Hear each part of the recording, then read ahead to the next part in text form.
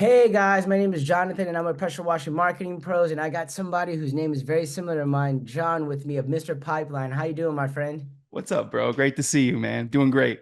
Yep, great to see you too. And so I know you guys are like, what? Two marketers right now, two competitors.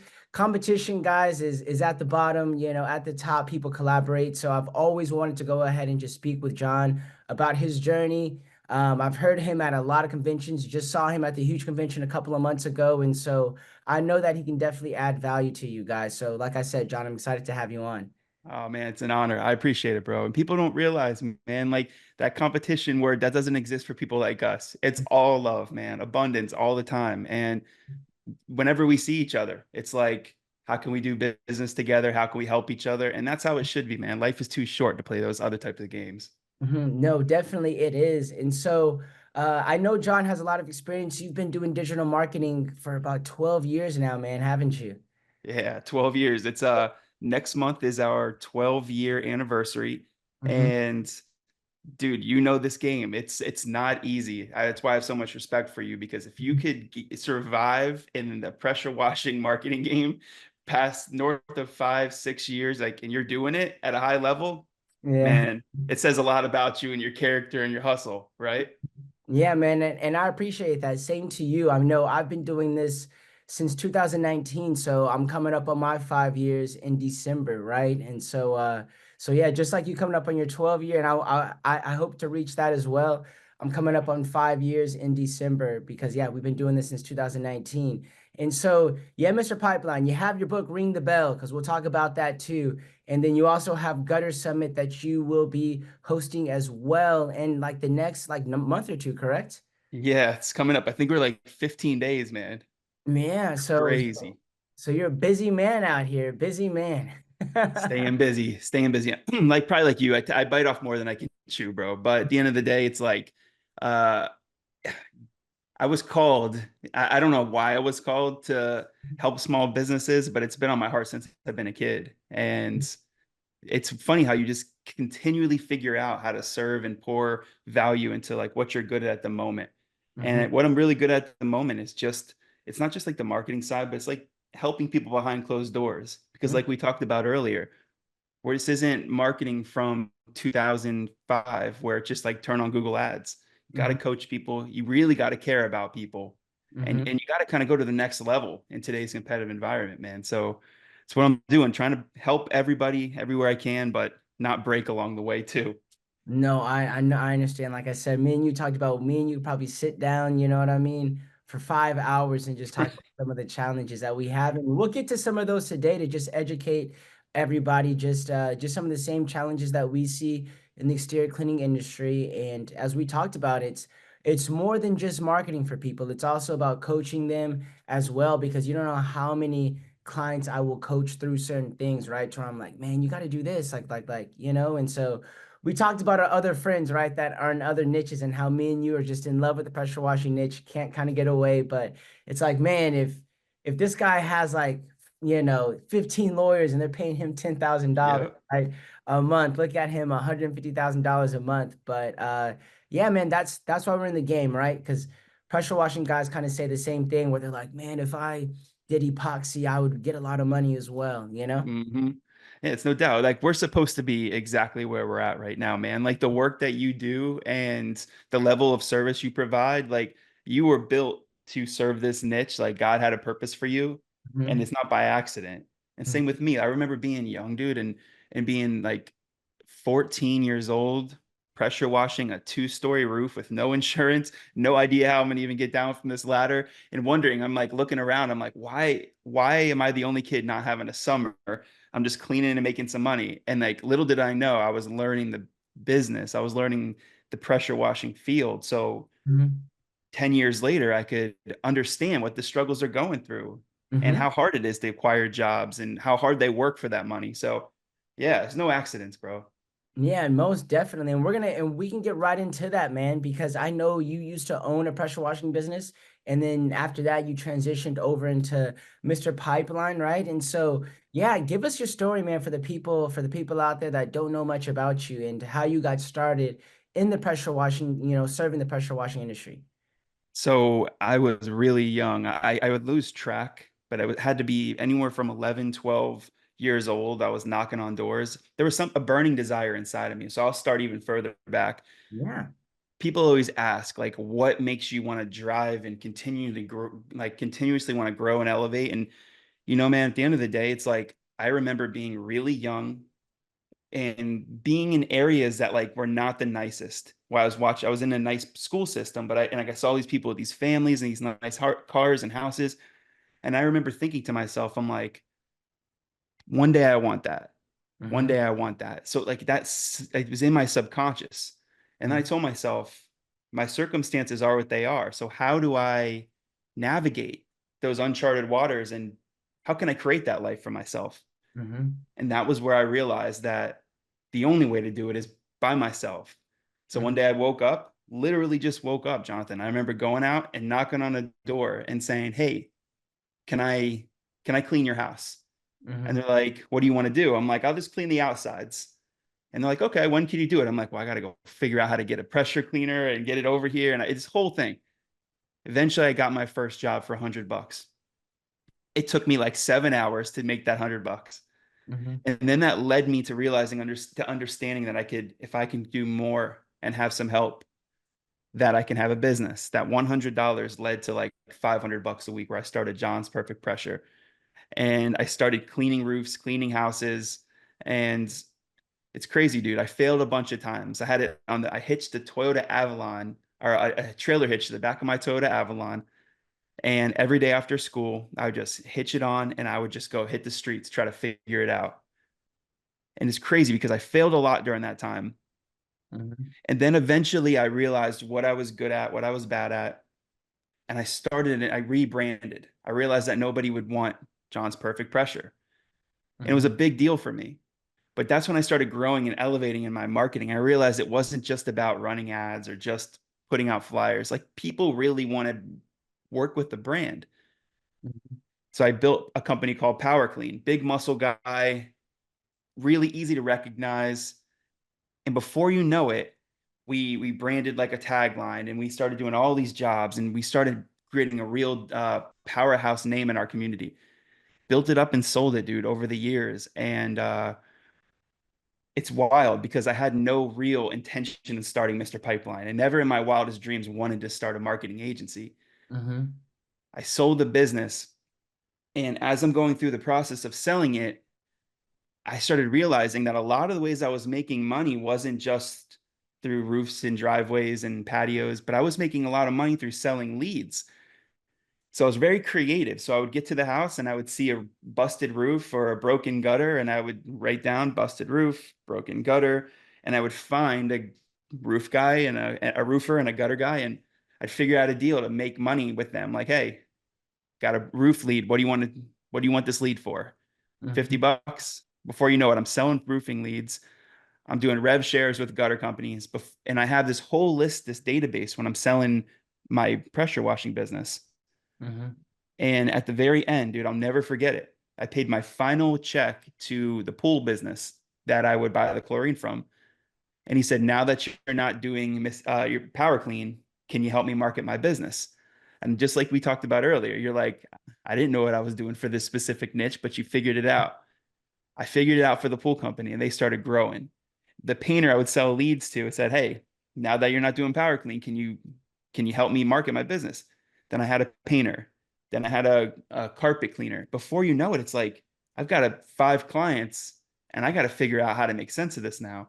Mm-hmm. So that's why I say, man, like there's no accidents in life. Your gift is given to you by God. It's your responsibility. It's your cross to bear. So Mm-hmm. at that moment, I grabbed that opportunity and I just started going. And I just started going. That led to north of 500 clients today, and it's uh it's been quite the ride, bro.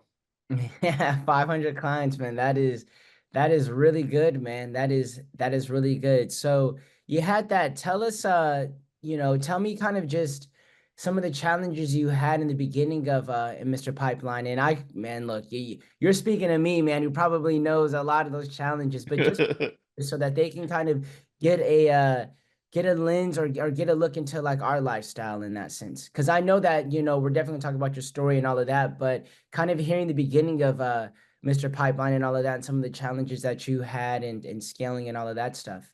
So my biggest problem in the beginning was I didn't know. So I was doing everything. So first of all, I didn't know how to build websites. So I'd call GoDaddy Mhm, and I would read on forums and I would just try to figure. I would call GoDaddy like maybe 100 times a day, and I mhm. wrote it in my book. I'm like, I probably set the record. Every time their phone rang, they knew it was Jon Majak calling about some stupid question about hosting or what if a site goes down, So like talk about bottom, starting at the very bottom. Like I didn't know a single thing about building a website or hosting a website. So I figured that stuff out. And then same thing, I had to figure out Google Ads, SEO, and that's all we were doing at the time. Mhm, But like not only figuring out all the stuff I didn't know, but it was figuring out how to sell it in a way that drove value to the client, but also let them know that I wasn't that good yet and mhm, like be authentic. And I would tell people, Mr. Jones or Mrs. Jones, my name is Jon. I built and sold a pressure washing business. I did it through Google Ads, SEO, and a website, and a lot of flyers out there. I don't know the painting business as good as I do pressure washing, but one thing I can promise you is this: I will give you everything I have. If I fail, it's okay. I promise I'll get back up and I'll stay the course. Now mhm, let's figure out a price that makes sense to you. So I'm your guy for life, dude. mhm, And before like that level of authenticity, you got to remember, Jonathan, this was a time where it was yellow pages that were dominating everything. So mhm, that was me versus yellow pages. And it was like these guys are calling from a call center, just account managers flipping all the time. And I'm like, listen, I won't be the account manager that leaves you in 2 weeks. I'm your guy. Just trust me along the way. And mhm, dude, it's so wild, bro. I have so many of the same clients from like that same 5, 10. I probably have 8 of them mhm, 12 years later. mhm. Crazy, right? That is crazy. That is crazy. Even for myself, man, in the last 5 years, we probably have a good like eight or nine, you know what I mean, that have just been there since like the very beginning of 5 years. Because as you know, in this game, people will come, uh, some of them will go and then come back. You know what I mean? They'll be like, hey, Yeah. they left and then they came back, right? Yep. So so you have that. And so now, man, how big is your team, man, right now? Because I know you guys are out there in South Florida, correct, man? Yep. Yep. Yeah, so how big's the team now, man? We're like north of like 30 people inside, and we've got yeah, it's a lot. And then we've got you know what's crazy? We were going to grow up to 52 people. That was our game plan. But over Hmm. the last couple of years, it was pretty much like the virtual environment came in. And a Yeah. lot of people are like, oh, I don't want to work with certain teams that are virtual and blah, blah, blah. And I was one of those guys. I was like, keep it all in house. You got to be with a team that's 100% in house. Hmm. But it's just not the case. And anybody who says anything different, they're just seeing it through this like distorted lens because there are so many great virtual team members on a global basis that will ride for you and your company at the highest level. So we started positioning the company to be kind of hybrid where it's not so much in-house, it's in-house with a blend of some virtual. And it's like that's that ecosystem. It's really, really healthy for us. So we're in a really good place. We're growing like crazy. We're having record-breaking years. I'm sure you are too. Hmm. It's crazy, bro. Because at the end of the day, a lot of people say we're in like the worst economy and things are not good. Hmm. I believe it's exactly what you make it, you know? Like Yeah. up economies, down economies, we're all going to struggle a little bit through the ebbs and flows of life, but like life is good, man. Yeah, it's about looking at the opportunities, right? I always tell people is that there's going to be somebody out there, even if the economy is terrible, there's going to still be some pressure washing businesses that are going to still be going, right? Oh, Why no doubt. why can't that be you? You know what I mean? And same thing with Bro, PCs, all of that. I tell everybody because I was that guy in a recession in like 2015 or whenever that bad recession was. I had my pressure washing business and Mm-hmm. I would say I can't market during this time. And then I realized, wait a minute, that's what everybody's saying. Mm-hmm. So I'm going to actually bet on myself, double down, put twice the budget into Google Ads, throw Facebook, do it all. Mm-hmm. Dude, we were the busiest company during the recession because everybody's living in scarcity. It takes some mental strength, but if you live in abundance, it's like the business is yours for the taking. Yeah, most definitely. And so even after that comes out, one of the biggest things that people don't know that they have a larger piece of the pie at that point, right? Because those people weren't like, because if those guys aren't marketing, if they're not advertising or they're not growing their business, there's going to be new people coming in that are moving into that area that saw you. So you're taking more of that market share. There's going to be other people that like, hey, I don't remember what marketing company or not marketing, but I don't remember what pressure washing business, did my stuff last year. I got to go research. And then you picked up their clients. And all of a sudden, when the market's really good again, you're already 4 or 5 steps ahead, right, of your competition. You've gotten more of their pie. You know what I mean? Yes. Yes. So, so yeah. So Brilliant stuff, man. yeah, no, of course. So you talk about that. You talk about that hybrid team. So that is awesome. And do you also advocate that for other pressure washing businesses as well that talk about, hey man, I don't have anybody answering the phones or anything like that? Yeah. Do you advocate for that as well? Like, hey, No doubt. you know? No doubt. Like, so especially in the pressure washing business, we're not talking about large tickets like HVAC. We're not talking about roofing and plumbing where the margins are tremendous. Mm-hmm. We're in pressure washing, exterior cleaning, paver sealing. Like you can add some meat on the bone with some of those higher tickets. But at the end of the day, the margins are razor thin in this business. And if you can open up some margin on an admin where you're paying 45,000 a year and they're just not as happy as you're not as happy as you wish you were, it's like Mm-hmm. test out somebody virtual, write down the responsibilities, test out that person. It's going to cost you 1/5 of what you're paying, and Mm-hmm. you might very well find somebody for 15,000 a year that is easier to work with, more of a pleasure, performs at a higher level, and drives in more value. Now, I'm not saying that's across the board in every single situation, but if you're in the home services business, you should literally write down your org chart from CEO and founder all the way down to the very bottom to the assistant techs. If Mm-hmm. there's anybody that can be virtual, you should color that seat in on your org chart and like fight like an assassin to find help for that area. You will thank yourself at the end of the year. Mm-hmm. No, most definitely. And just like you, our whole team's remote, but as you said, for me, I found talent everywhere, right? So it's like a global marketplace at that point. You know what I mean? And so Hmm. for me, I have guys here that are in America. I have guys that are in the Philippines, you know what I mean? So I have guys from everywhere and it literally, and that works for us, right? And it's one of those things that people enjoy what they do every single day, but also like you said, one of my top account managers, man, she's actually in the Philippines and people love her. You know what Yes, I mean? I And believe it. yeah, Yep. she works really hard. She's very knowledgeable, and we had gotten her whenever I'd been working with her for like just like how you had your beginnings, man. I had my beginnings where I didn't know how to do a website, right?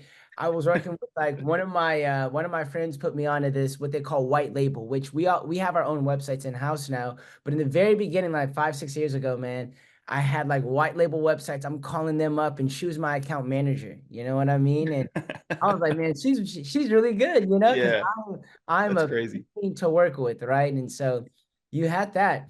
So That's yeah, awesome. so since you talked about having, because I know, man, you're great when it comes to leadership, leading your team, because you have to obviously be a great leader when you have 30 plus people on your team, man. So let's talk about that. So I know you talk about authenticity when it comes to leadership and everything, and you are an authentic person. You share your stories, man. You share your struggles with everybody, and that's what makes you very relatable. Can you talk about that, and also just some things that have helped you when it comes to managing such a large team? Because everybody can get these principles, you know what I mean? Whether you're in pressure washing, or whether you're in marketing, what doesn't matter, everybody can get to Mhm. these principles. Yeah, I love that, man. Well, thank you for that. My biggest thing that I've come to learn in leadership, there's all sorts of different styles and ways to understand and grasp leadership. But Mm-hmm. when the smoke clears, the number one thing that really helps me coach teams and help them grow and break through, it's that famous word of accountability. If Mm-hmm. you can take ownership, like if you and I can take ownership of our issues, call ourselves out, figure out what we're doing good and bad, and like look in the mirror and figure out how to be better the next day, like 1% better, it's like mission complete because we're not perfect by any means. Mm-hmm. And our teams are reflections of us. Like everything lives and dies at the feet of the CEO. Mm-hmm. Well, if you're building a team and you're struggling personally as the CEO, believe it or not, like your business is a reflection of that. So your business will struggle. It's a fact. Like if you haven't like dove into the book E Myth, dive into it, guys, because I'm telling you right now, when your business, when like say you wake up in the morning and you're just killing life, getting up early, eating healthy food, getting your exercise in, working on your mind, and you're sharp, that your business will be a reflection of it that day, and it's an incredible feeling. So Mm-hmm. I tell my team, like my managers, my operations directors, like it starts with you having the right attitude, trying your best, telling yourself when you're doing great, when you're not, when you can work on some stuff, because that will trickle down to the team, and your team will see that, because nobody wants to work for Mr. Perfect. Nobody wants to work for I'm better than you and I know how to do it better. Like that's BS, because nobody's better than anybody. Mm-hmm. So I think it's a pride thing. I think it's an ego thing. But when I coach people and I lead people, I say, start, look in the mirror and figure out how you can improve, and take ownership of everything. Mm-hmm. So yeah, that's definitely the way I've helped grow and scale some of these through some of these challenges.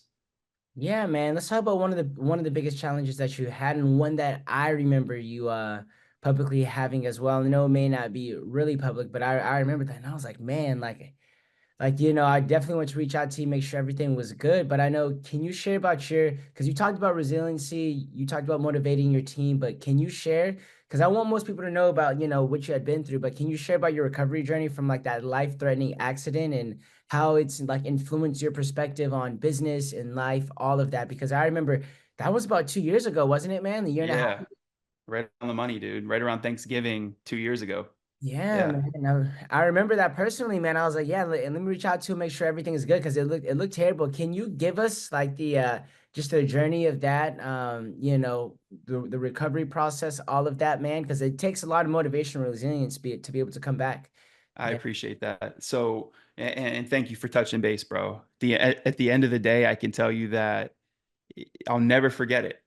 So Hmm. as entrepreneurs, we have this massive stress, this massive like weight on our shoulders. We drive to the office, we're cruising around town. Doesn't matter if you're going to Target, you're going to the grocery store. Like entrepreneurs don't shut off, whether they like it or not. And I'll Hmm. never forget it. I was having like really challenging weeks at the office, and it's about 20-minute drive from the house. And I remember driving there stressed out, and I was driving home stressed out. And Hmm. as I'm driving home, I remember like it was yesterday. I was cruising through this intersection, and as I'm going through, there's a turning lane, so I couldn't see anything past that side coming, And same with this guy coming this way. He couldn't see past that car. So it happened so fast. I was going this way, some guy was turning, we crushed. All within had to be less than a half a second. It happened so fast. But the craziest thing was, so my head hit the windshield, the airbags went out. I was able to, by the grace of God, I remember the firefighters coming over and yanking and trying to open the door to get me out. And I was able to get out. And I remember the firefighter looking at me and he goes, first of all, I had glass everywhere. I was a mess. And he's like, question for you. Did you have a near death experience? And I remember thinking, I'm like, dude, the craziest thing is at that last millisecond, all I saw was my wife and my son in my mind instantly. And I remember gripping the wheel, turning to try not to get hit, and I saw my wife and my son, and I held on to that picture, and I took the hit. I remember thinking, I got to take this thing. Hmm. Smashed, and yeah, I remember looking at the firefighter. I'm like, that's that's what I gripped onto. He goes, it's crazy because as I do this job, I meet so many people that don't make it or will get hurt and then die days later, or they died on the scene. He's like, that near death experience is a real thing. And he goes, I'm glad that you're able to share it. Now take that moment and remember, like, that was what you found out was the most important thing in your life, and don't and run with it, and don't ever let that image go. And it's wild, dude, because I had my first keynote event. So I've been speaking for, I don't know, 3 or 4 years now. And I remember thinking, oh my God, it's November. I have to speak on stage in front of the largest audience I've ever spoke at in January across the country in like Las Vegas or something. And every single day I got out of bed after my recovery, I would just get up, fall into the wall, throw up. It was like the same scary thing. And I remember thinking, like, there's no way in God's green earth I'm ever going to be able to go out and do this. But I held on to the picture of my wife and my son every day. I went to physical therapy every day. I held on to that and I use it as motivation. And then when I got on stage, I looked at everybody and I told everybody in the audience before it even started, I said, I just want to let everybody know I'm going to stutter. I'm going to sweat.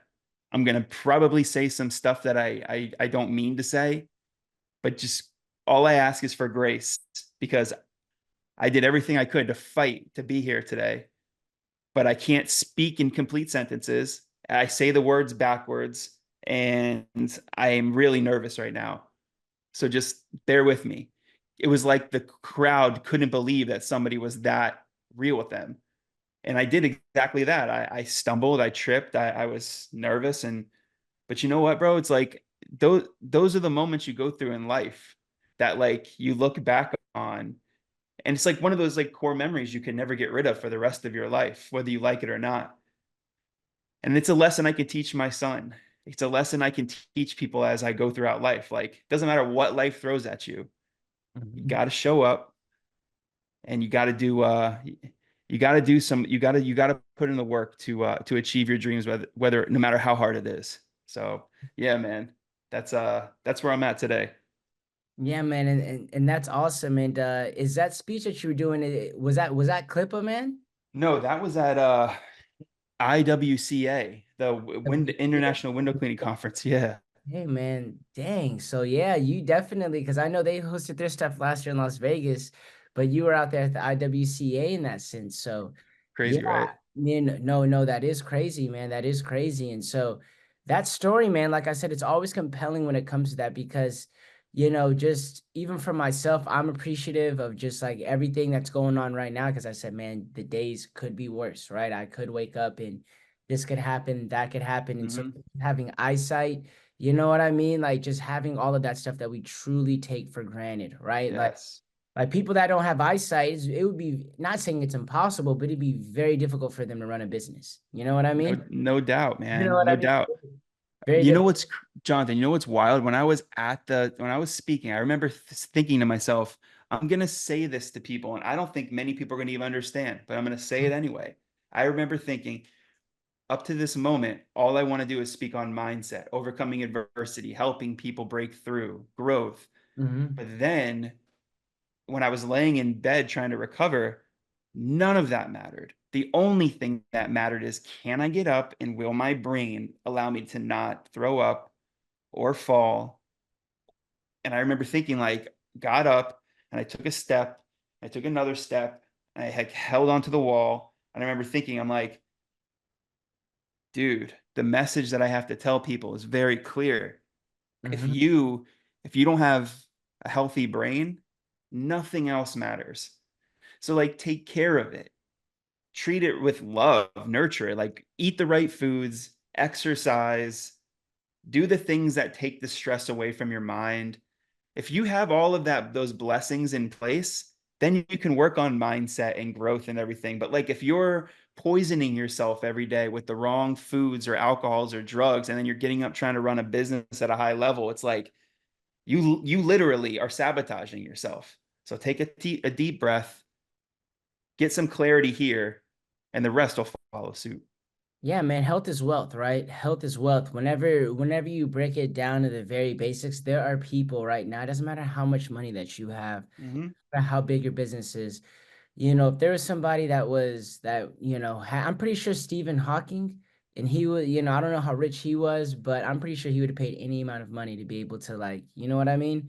To be No able to doubt. walk and be coherent and do whatever he needed to do. I'm pretty sure Steve Jobs, right?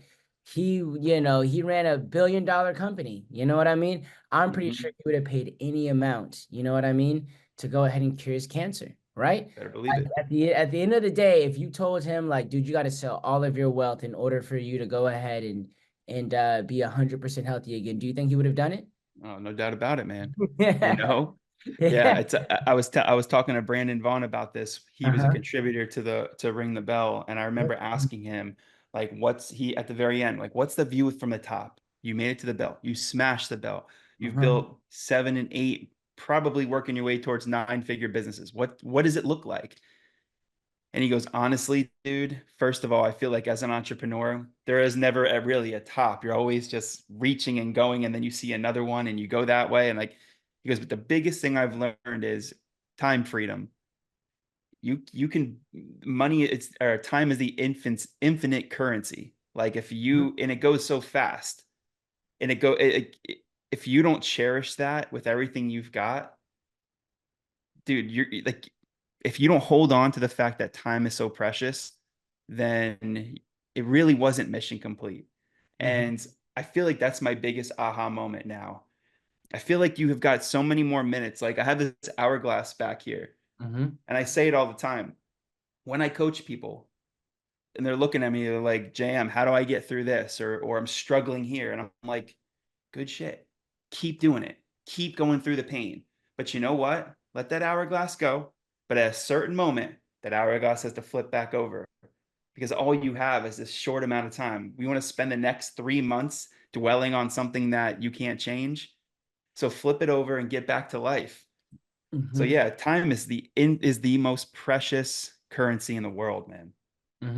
No, it definitely is, and just I've been reading a lot of books like Dan Martell's like "Buy Back Your Time," just different things like that, and it's made me realize that as a business owner, and as you know, we can get into some of that in a minute, is that even when I'm going through my challenges, right, running a marketing agency, all of that stuff, is that I remember I always tell myself is that having mentors or having people like yourself to where you can, people that share similar challenges, right? You'll wake up and you'll be like, you think that you're the only person going through those things, right? Like you think you're the only person right now that's like, man, this happened to me, this happened to me. And there's people going through the same thing. Or then when I look at some of my, people that are like 5 steps ahead of me, right? They're like, yeah, dude, I just had an employee right now, have my team quit, or like the IRS is auditing me right now and I owe X amount of money, or it's just a lot of these different things where you're like, dude, I didn't even know this person was going through this, right? Yeah, right. Everybody's got skeletons in their closet, man. Some people just don't like to show them. Some people are better at hiding them than others. Yeah. No, no, most definitely. And one thing that I always tell myself is that the more stress that you can take on, the more potential that you have. You know what I Yeah, that's great. know? That's So great. I was reading a book not too long ago, and you'll dig this one. But if like you're anybody that's listening today that grew up in a really tough childhood, um, and says, you know, life hasn't been that fair to me, let me flip that on its head for you. And what you really went through was this condition of learning how to endure a lot of stress and adversity and challenges. So your stress capacity is way higher than somebody who's been silver spoon their whole life. yeah. Think about that skill set and how that translates into business because now that what used to be a challenge is a huge blessing in disguise as you start to grind out some of the tough times. Yeah, you were I always tell some people because one of my best friends was he grew up just like you said, I love that what you just said. He grew up in huge hardships, right? But what ended up happening is when he translated that to his business, it's like some of the stuff he goes through with some of that, I'm like, dude, like he's like, dude, this is just, That's like I it. always admire his mindset because he just looks at everything like, hey man, I'll just, I'll just take it out as it comes, man. Like That's this is right. really that big of a deal to me, man. You know what I mean? And I'm just like, I wish I could have that mindset because to me, everything's a big deal, you know? Yeah. Yeah. He's got some stress capacity going on, man. He just flex that muscle and it Yeah. opens up. Yeah. Yeah, man. So let's get into some technical side of things because you got two marketers here, man. You Let's know what I go. mean? So we were gonna talk about that. So what do you say? Because I have my own opinion, and me and you may have differing opinions, man. And and that's what makes life great. But when do you think guys should first? Because I know this is one of the biggest questions guys have all the time. Like, when do you think guys should first invest in digital marketing? Like, So my in your opinion? so in my opinion, I think people invest in a digital marketing when they've got some meat on the bone. And I'll explain to you that from my perspective, and I speak from the perspective of the pressure washer, but also the marketer. So if Yes. you're a pressure washer and you've got $300 in your bank account and you know that you've got to put 50 to gas, 50 to chemicals, pay your labor, and you're left with like a measly $100 in your bank account that day, and you're out there spending thousands of dollars a month on Google ads, you literally are putting the cart before the horse. Like Yeah. you have to be an aggressive monster on the outside with offline strategies. Get your phone to ring. Get them cheap flyers. Pass them out everywhere. Do what I used to do. Put on rollerblades if they even still make those anymore, and go out everywhere and hustle and get them out. Throw out rock bags, get them out. Yard signs, get them out, because you can cover a huge area with just that small investment.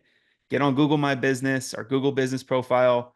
Get in the Facebook mom groups, next door. Leverage anything and everything that's a low hanging fruit. Once you have that dialed in, all the free stuff and all the low cost stuff, and your phone's ringing, and now you understand how to actually like increase your close rate.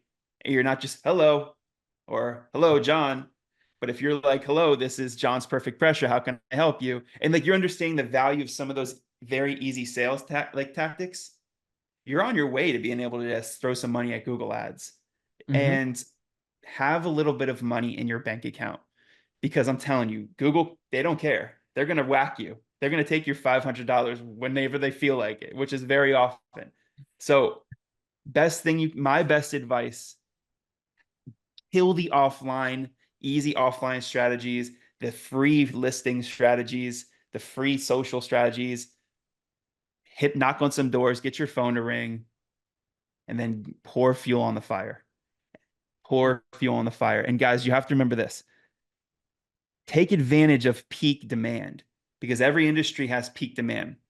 You might literally be testing stuff in the slow season and say, oh, Google Ads didn't work. I don't like it. No, somebody like Jonathon, somebody like myself is going to say, you tested it during a time where it's literally snowing in your area, or Yeah. there's a hurricane coming, or a presidential election's happening that week. You need to have an accurate test when the search volume is high. When search volume is high, max out, Hmm. get everything you can. Hmm. So that's my best advice in terms of when to go get it and how to go get it. Yeah, no, and I share somewhat of the same sentiments as well. Like I always tell guys that it's just like me and you. Like you probably didn't get your first clients just running Google Ads or just having SEO. And you're a marketing company, right? It's the same thing. I didn't first get my first clients running Google Ads or doing SEO because nobody knew who the hell I was, right? Yep. And so I call it digital door knocking. Like I had, I'd broken down people's websites, Love that. sent them personal Facebook messages, do all of that. Now I have a team that does that now, right? But at the same time, like that's how I got my name into the game, when I first started. And so it's one of those things that I look at and I tell guys, just like how you said, max out everything. Have you hit up people in your CRM, right? Have you done these basic things? Because as you know, it doesn't matter if you're in pressure washing, landscaping, marketing, it doesn't matter. You have to just be able to know how to get leads for your business. And I feel like that just kind of grows you into the business owner that can manage a team, that can weather the storm, right? Because you probably have guys come to you, man, that are like, dude, I've been in business for 6 months, man. And you're like, what are you doing for your marketing? They're like, nothing right now, man. Like, I just need help. I'm really slow. And I'm like, dude, you don't need to be hitting me up because you're slow. Yeah. You know what I mean? Right. Like Yeah. you're expecting me to run a miracle for you. And it's like you said the exact word. You're doing nothing right now, man. You need to do something. Yeah. You need to get off social media and expecting us to create miracles for you. Yeah, yeah, You know what? In this space, if anybody can drive in the leads, it's safe to say you and I can do it. We yeah. can get it done. Great track record. Mhm, Like you call up Jonathan, he's gonna take care of you. You call up me, you're gonna get taken care of. But one mhm. thing I can tell you for sure is if you are not ready for it, if you're not ready to handle the business, Like if you're not prepared, then you're not a good fit, good fit for us either. So because we're trying to get the phone to ring like crazy, but Mm-hmm. you got to have the help, you got to have the right equipment, you got Mm-hmm. to be able to like answer the phone professionally and have the CRM. So like there's some little things you got to have in place before we make it rain down hell on you, you Yeah. know? Yeah, man. No, of course, man. So what is one thing that and I could have something, but I'd love to hear your thoughts on it. Like Yep. what's one thing that you think is like the biggest struggle that most exterior cleaning businesses have when it comes to growing? And I know every business has their specific challenges, but I'm talking about overall. Like overall, what do you see is like one of the biggest challenges for exterior cleaning businesses when it comes to growth? Because you've ran seven-figure businesses and you are currently running a seven-figure business, right, man? So what is the biggest challenge from like those guys achieving the same thing? So the first couple of things that come to mind right away are from the financial perspective. Like they might not have enough capital. They might not understand what it takes. It takes money to make money. And you can Mhm. get it in one of two ways. You can have capital injection in the business, or you can build brick by brick and start shoveling puddle water from one side of the puddle to the next. And they both work. One gets you there a lot faster, and one is a lot more stressful. They both have their pros and their cons. The other side of the financing side is people aren't budgeting. They're not predictably knowing where they could be in 13 months from now. Mhm. And when I was a coach in the Conquer program, one of the things I learned because I wasn't doing it when I ran my pressure washing business. I learned through the Conquer program and now I apply it everywhere I go. But it's like you have to, if you do it right, you could know when you have to get another truck and another employee. And it all comes back to your marketing dollars and your budget. So understanding that there's the capital component, there's also understanding the value of having a really solid budget and projecting and hitting those accountabilities along the way. And then the last thing that comes to mind is like mindset, like growth mindset. So many people they want to achieve seven figures. Like that seems to be like the pinnacle of pressure washing, seven figure $1 million business. And they're just not ready to handle that level of work. Like that's a lot Stress. of work, Stress. right? Dude, those are $100,000 months. Maybe call one where you have an $80,000 month and now you hit $1 million. You know what it takes to do $100,000 in pressure washing work a month? So really understand that there's a lot that goes into it. And for me, it's like the financing and the mindset. Are you built for it?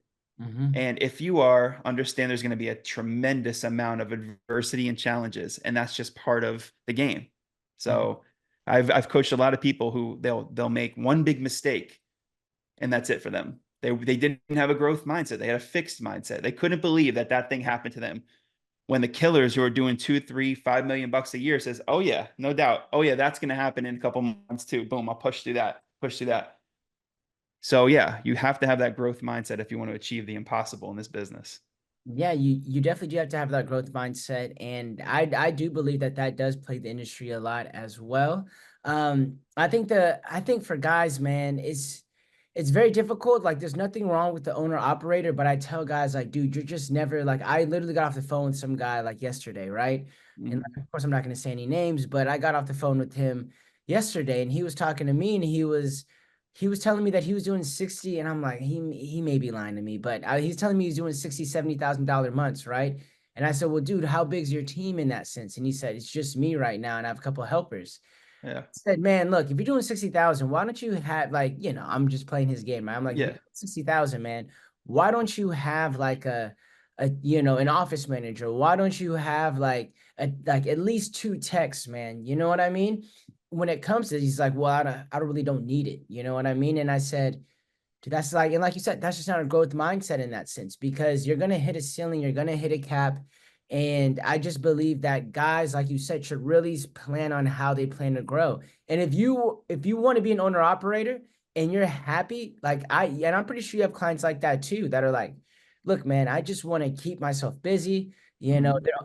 they have the proper expectations. They're like, look, I'm an owner operator. I don't plan on having a team. So they have the proper expectation for like, this is how many leads I'm gonna get, this is how much I need, and I'm good right now. And then you'll have some guys where it's like, dude, I need like 100 leads, and it's like you can't even handle 100 leads, man. It, Right. just being by yourself. And Yep. back to what you said, because you were 110% right about that in terms of testing, right? And in terms of like the busy season and peaks and valleys of things. As I tell guys, when you're running advertising, let's just say like Google Ads, right? It's one of those things to where you need to run it the entire year so that you at least have the data. So sometimes you do have to take Right. back months. You have to take back months sometimes, because then you can anticipate that, because really all running business and doing anything in life is just having knowledge. If you have the knowledge to know that, like, all right, I know in August things are going to be slow, then you can anticipate that. So then when your Google Ads budget looks slow, you're not like, oh, dude, what's happening? You're like, okay, Right. I've been doing this for the past 3 years. I can anticipate that. So I'm pulling these other levers that I That's have in right. my business to go ahead and do that. That's I right, know man. I'm a little It's rant there, right, but yeah. right on the money, bro. Right on the money. Like if you know, if you look at your, even if you look at your CRM and your QuickBooks and you can do like a line graph of your last 12 months, and Hmm. you know that predictably, like you look at your last, let's call it 2 or 3 years, and every single year it's the same trends, just a little bit different. It's like use that data to your advantage. If you know you're going to get really slow and call it June, it's like text blast like crazy in May, Hmm. email market like crazy in May, get on the phone and cold call, build relationships in May, and start to and change that capacity in June. Hmm. And it's not as complicated as people think. You just need to, like you said, be ahead, Hmm. see it from the aerial, and Hmm. then just leverage the data in your favor. Hmm. Most definitely, man. And so, yeah, like I said, I got 4 or 5 more questions for you, man, because I know you're a busy guy. You know Let's what hit I it. Let's hit it. Let's hit mean? it. Yeah, I know you're a busy guy, man. I know you're a busy guy. So, one thing I want to talk to you about is like just like what current marketing trends, or just like development of how you see the digital marketing game. How are you seeing that kind of, and we can particularly talk about pressure washing, right? What are some things that you are seeing right now for yourself? And I can give my take on it, but I want to hear yours about like just current marketing trends, where the market's going in terms of like just digital marketing, right? SEO, Google Ads, all of that stuff. So I think I've been saying this for about 5 years, and every single time I I go down like this type of question or answer, it's always the same thing. And I still believe exactly what I said then, that the world is heading down an experiential journey. And that's different for every type of industry, but I feel like experiential marketing is the future of all marketing, meaning that back in the day there was never a thought of a drone cleaning a roof or a house, like to create a better experience, to create less liability, to make it easier for the technician. And here we are 10, 12 years later, since drones came out, and they're doing just that. They're creating an experience. They can save things to the cloud for Mrs. Jones to see, get sent to their insurance agency and to their HOA, and done. Better experience for the client. Mm-hmm. People like a pizza shop. It used to just be going to a Mamma Mia's or a little pizza restaurant, getting your pie, paying cash, and getting out. Now it's the dominoes effect, right? The domino effect where it's you're watching the whole thing happen live. And that's where we're at. It's an experience.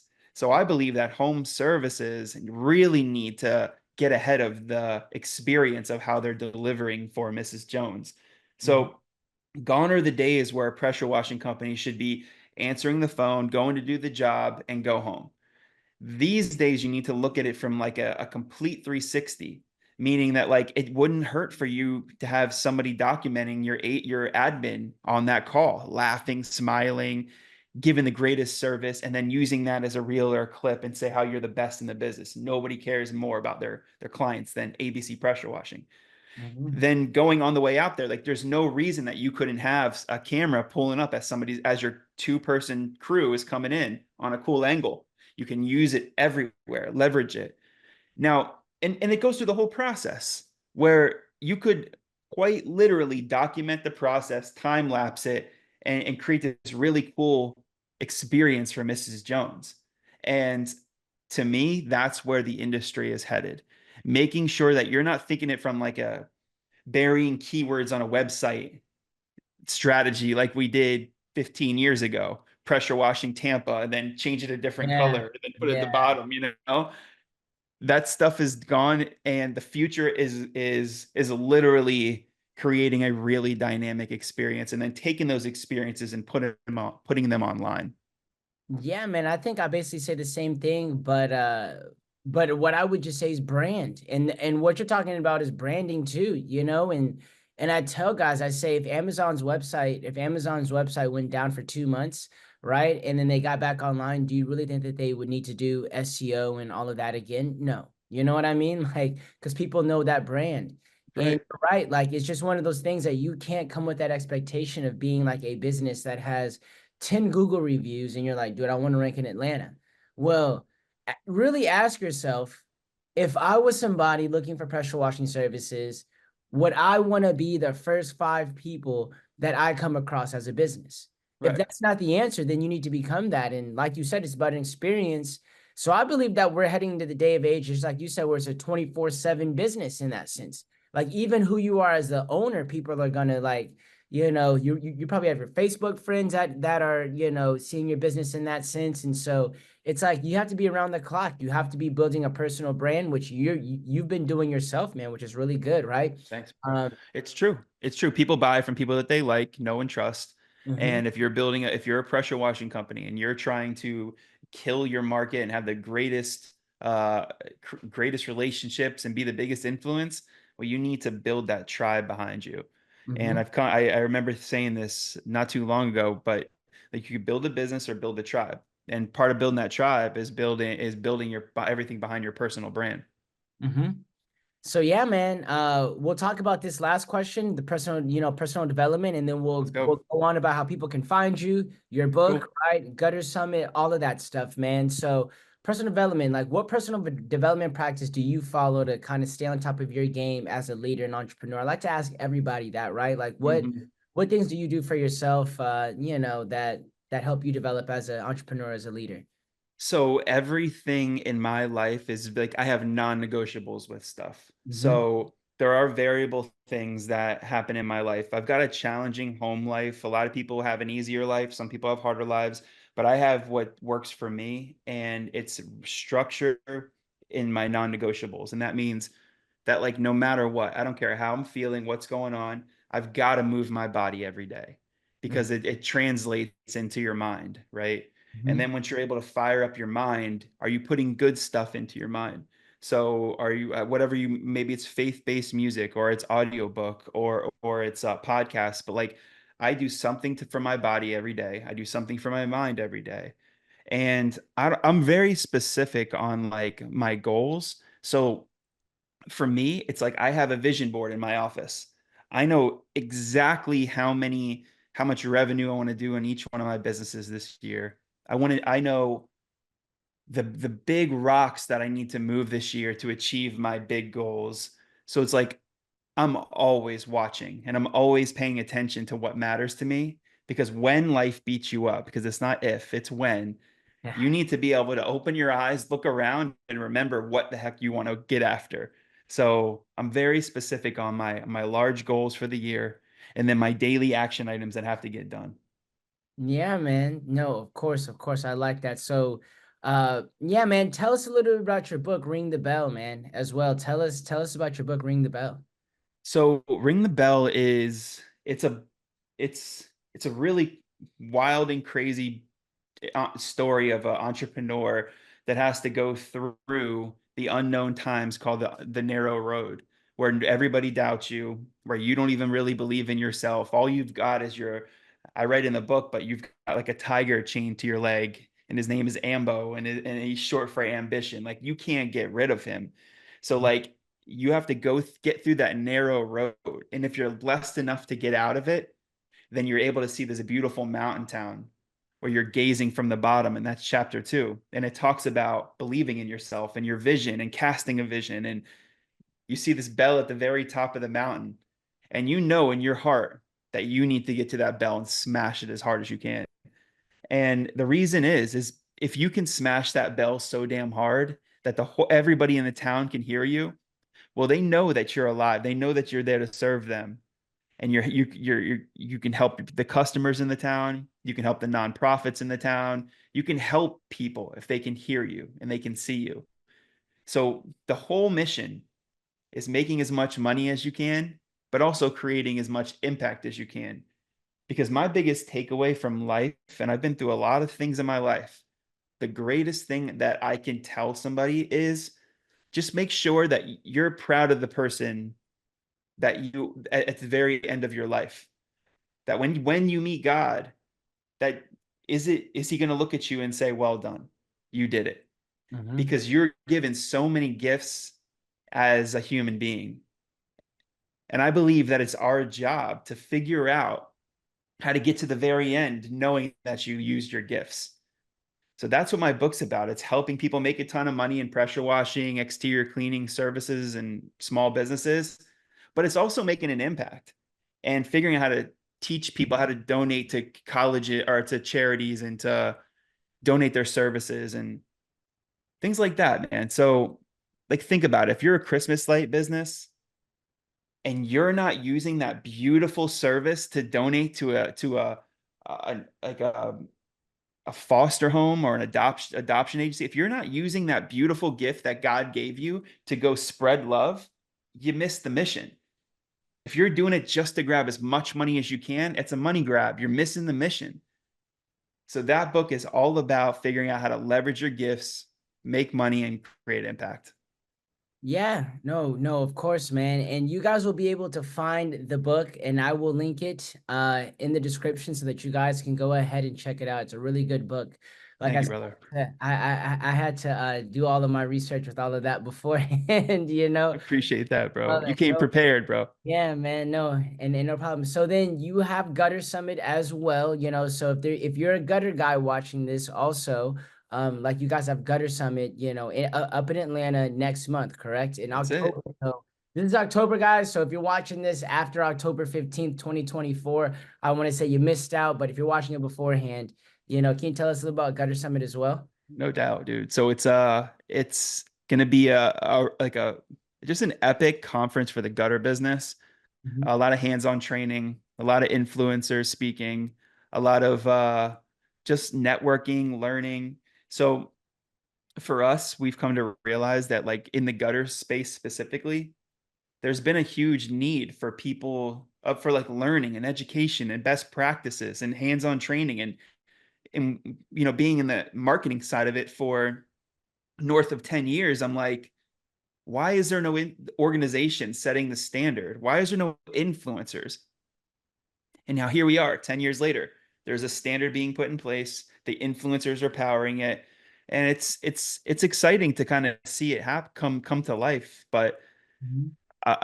for anybody that's ever considering throwing a convention, just do it. Take a deep breath. It's one of the most stressful things I've ever done in my life. So looking forward to it, bro. And I'm looking forward to the day after too. Yeah, Of course, man, of course. And so, yeah, guys, like I said, John, thank you so much. You know what I mean? Where can people go ahead and like get more information about Gutter Summit? no doubt. So check out Facebook, Instagram, guttersummit.com. Gutters, the tickets are just about sold out. So if you're catching this a little bit late and you need to get in there, message me. I'll see what I can do to help you out to get in. Yeah. But yeah, we're excited about it. Yep, and I'll link John's Facebook guys below in the description too, so that you guys can have that if you guys need to message him or anything, want to talk about that. But thank you so much, man, for your time, man. I really appreciate it in terms of you know, taking out your time this morning, man, and get to talk to me. I know we both got busy days ahead of us, you know what I mean? So, but 100%. glad you got to take just a piece of your day, man, and just contribute on this, man. I've been wanting to have you on for a long time. Yeah, I appreciate you having me, man. It's worth mentioning. I've been rooting for you from the beginning. You know that. Yeah. And I'm gonna always continue to root for you, man. You're my man. If there's anything I can do to help you, you know where I'm at. Yeah, man, of course, and I really appreciate that, man. Everybody's been you know, open arms in this, and I know we're all fighting the same battles. We're all, you know, we're all getting the same wins as well. So, you know, it's just a battle, you know. Better believe it. Well, thank you for having me, bro. I'm Yep. ready for round two whenever you're ready. Yeah, man. Of course, man. So thank you for your time and thank you all for watching, whether you're watching on the podcast or watching on YouTube. Thank you guys for watching as well. And if you guys have any questions, leave them below. I'll make sure to answer them. And yeah, guys, like I said, John, once again, thank you for joining. And everybody, thank you for watching. I'll see you guys in the next one.